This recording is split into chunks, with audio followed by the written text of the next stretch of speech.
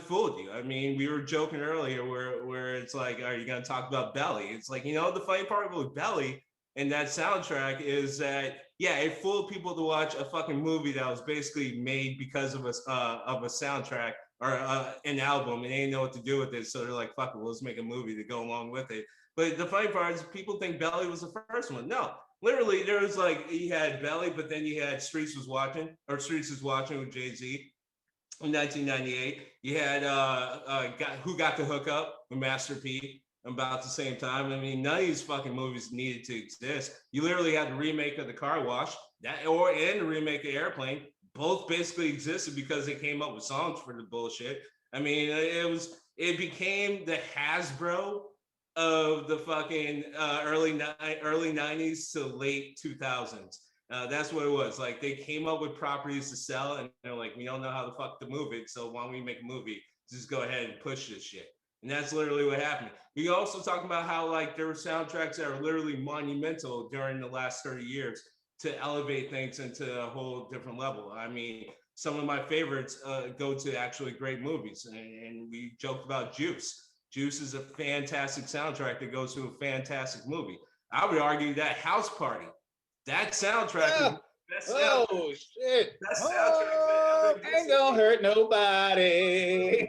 One of the best movies out there. Ain't gonna hurt The funny thing nobody. is, on the flip side, soundtracks also for me have done. Not only does it do the things that gin you up and get you fired up for a movie, even when you don't give a shit about the movie, or it can make you feel a little bit better about a movie when it's absolutely trash. I mean, Spawn soundtrack was pretty good. I still fucking love Trip Like I Do, but at the same time, watching a movie, it's still pretty fucking hard to do. So it's like, well, at least we got this. Sometimes it's right in the middle. Like sometimes a movie is all right, but it gets elevated to a higher level because soundtrack's fire. Crow looking in your direction. Clerks looking in your direction. Get over it. Both the people who are going to be upset about that, get over it. Rewatch the movie. I guarantee you're going to come out on my end. I guarantee you. But at the same time, then there's movies where are really fucking good. Then they get elevated because the soundtrack's fucking good. You gotta go to Pulp Fiction. It's obviously one of them that comes to top of my mind or top of most people's mind. But if you're gonna stick with Tarantino, then you gotta go with Reservoir Dogs.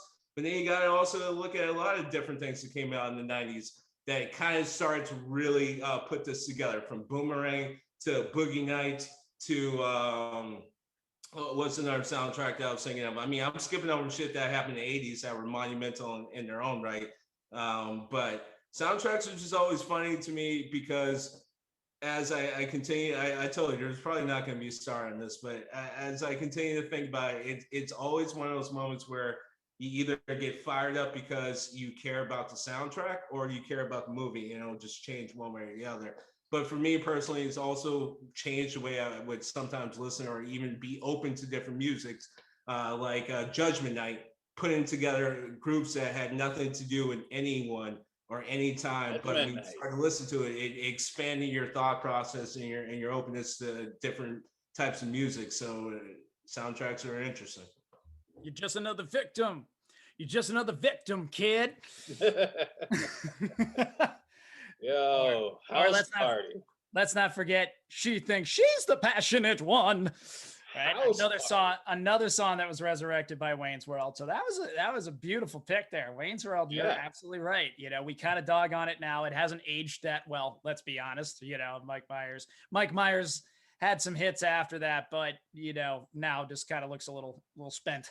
But you're right. That was a seamless blending of songs that we already knew, used to kind of enhance the plot, mostly of a comedy, make us care about a movie we might not care about otherwise. That's fair. Take out some of that. I think you take out that music, and Wayne's World's like, what are we doing here? Real quick, it's an extended Saturday Night Live skit. You're like, what? But by weaving that music in there, suddenly we like this film. Right. We're like, oh, and we're all smiling, thinking about it, just thinking about some funny moments. And absolutely, I don't remember the movie, but I remember the music video and I remember that song. No idea that they're popping up in commercials again. Don't give a shit. I don't think I've ever sat through a single Saturday Night Live skit with them. Not sure, but the music video, that song, the emotions it brought up in the 80s, and then obviously Freddie Mercury died shortly after. Yes. But the fact that Queen was happy to do it and gave them permission to do it, just made you fall in love with Queen that much more all over again. Without a doubt. Smart, Yeah. smart decision on their part. Absolutely. If I may, I also left out one thing with soundtracks that was kind of funny with it, at least in the 80s, was it was somehow made to like start to resurrect some careers. So like a good example is with like what was I gonna say? Oh, like Coconuts, right? Like Coconuts comes out and people are like, oh shit, like the Beach Boys. Like, oh, all right, yeah, new song, cool. All right, yeah, I guess we'll check this out. And then like same thing with like Dirty Dancing. It's like, oh shit, the guy with the leather jacket. You know, I remember him. Yeah. Yeah, totally. He's got the hair with the Roadhouse. he's got the time of his life. All right, cool. All right. I may touch. Yeah, we'll see. There were some Hollywood stories in there too about Prince taking up the Prince taking up the Batman soundtrack. But I'll get back to that later because I want to get the Star Child in there, who I can see is also chomping at the bit. Who was the first one to bring us this subject? Because he's a music lover as well as an art lover, and as well as a lover of the ladies. All those things combined, our smooth talking, sultry toned, bass toned Star Child. Take it away. Tell us a little bit about what you brought us here today for Grist for the Mill. Yeah, dig if you will the picture. 1994, Immortal Beloved comes out. I think it was mostly George Solti, but it was the London Symphony Orchestra, and it blew my mind.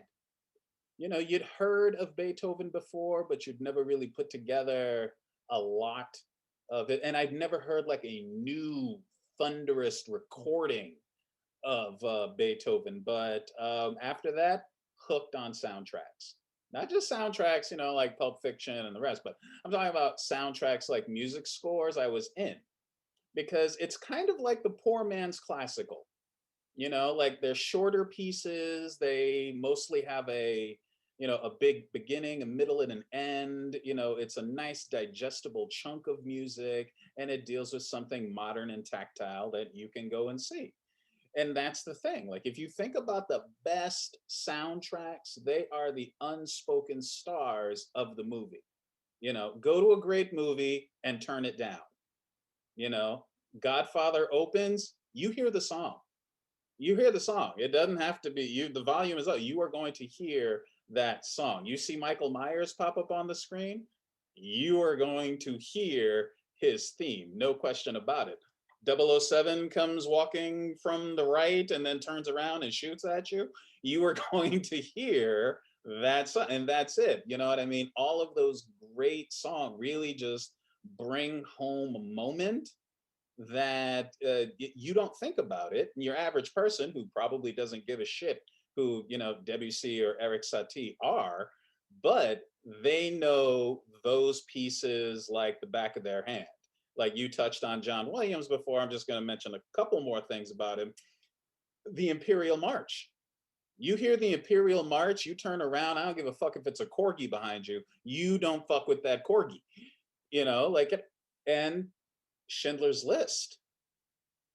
Schindler's List. That piece by Itzhak Perlman in Schindler's List takes your breath away, breaks you down every time. And again, you can go ahead and turn the volume down. The next heavy hitter is probably James Horner, and I'm a terrible fan because I completely forgot he died in a plane crash. But he was another one. He worked a lot with the London Symphony Orchestra for Braveheart. Again, another one. I never thought I could like hearing a bagpipe for more than a split second, but thanks to that soundtrack, I actually do.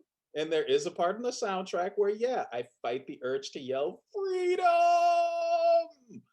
Because you have to. He did Glory. I think Glory is really the first one that I really fell for him. And he worked with the Boys Choir of Harlem. Nice touch. And he did Aliens 2. And of course, fucking Titanic. You don't need to like it. You do not have to like it. But yo, Celine Dion stopped the world. Okay? She did. You don't need to like it, but she did. And then, of course, the next one's probably Hans Zimmer, the guy we did not, I swear to God, trailers and movie soundtracks they just, they pivoted on the moment that Hans Zimmer showed us that we need the blah, blah, for every fucking action movie. And so Interstellar, the Batman movies, Inception, they were fantastic. But the man is also a genius. Do yourself a favor, look up Hans Zimmer's Music Room. I want it. That's what I want. Like, just check it out. And he did the soundtrack for Gladiator and True Romance. People forget he did do True Romance too. And then again, another one where you can totally turn it down: The Good, the Bad, and the Ugly. Ennio Morricone. Ennio Morricone. Amazing. You know that song. It brings you right back to that scene. Personally, I like The Mission. It's a movie with Robert De Niro and Jeremy Irons. Much better soundtrack, in my personal opinion, but a lot of people, they fuck around with it. And so that absolutely blew my mind. So after that, I was hooked on just all kinds of soundtracks. Probably my new favorite right now is a guy named Patrick Cassidy. And he actually hasn't done much, but Ridley Scott likes using, I think it's called Cor Vid Meum, and he's used it, Ridley Scott's used it in like 3 movies. It's a small piece that Patrick Cassidy composed, and he's just completely in love with it. He's absolutely in love with it. So I was like, I'm just gonna run down some of my personal favorites. I will tell you which ones you should get, and I will tell you which ones you should run from like hell, because I just like them. Clint Mansell, I think that's how it's pronounced, but he did The Fountain, which is a complete, if you like trippy movies, I recommend it, but I definitely recommend the soundtrack. And he also did Black Swan. So check out Black Swan, also over here. Another one's called a soundtrack called for the movies The Stoning of Soraya M. Do not see this movie unless you have already given up faith on humanity. If you've already given it, then you'll be fine. You'll totally be fine. You can watch this movie like first thing in the morning. Like, it's not a problem. You can watch it on the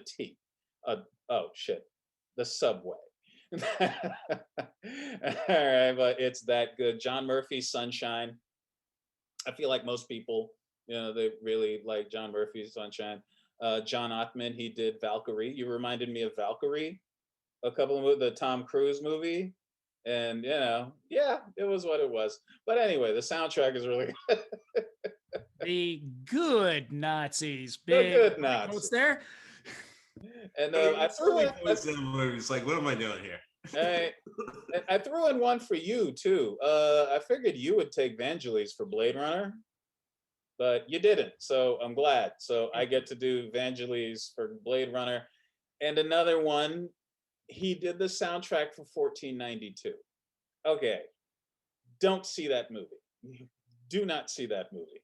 Terrible fucking movie. Terrible movie. Great soundtrack. Absolutely great soundtrack. If you want to have something to play, to hype up the kids for the soccer game, Basil Polidorus, Conan the Barbarian, get it. Get it. Your kids will go to the pitch and will lay waste to those little shits because they don't deserve to stand on the same field of battle with your children, period. They will destroy them. Tandun Hero, the Hero soundtrack, the Jet Li film, incredible. See the movie and see them, without a doubt. Go and see those without it. And what was the other one? Tatiana Livoskaya at Eternity's Gates. Another one. And because I was really trying to think of women, and I really couldn't find too many. You ain't gonna find Black composers. It's rare, but even more rare is female composers. And At Eternity's Gate, an absolute classic. And I would also challenge people to do that. Like, think of the one that really speaks to you. The one that really gets me is from Shawshank Redemption. And it's when I think it's Thomas Newman. Thomas Newman, I want to say, who does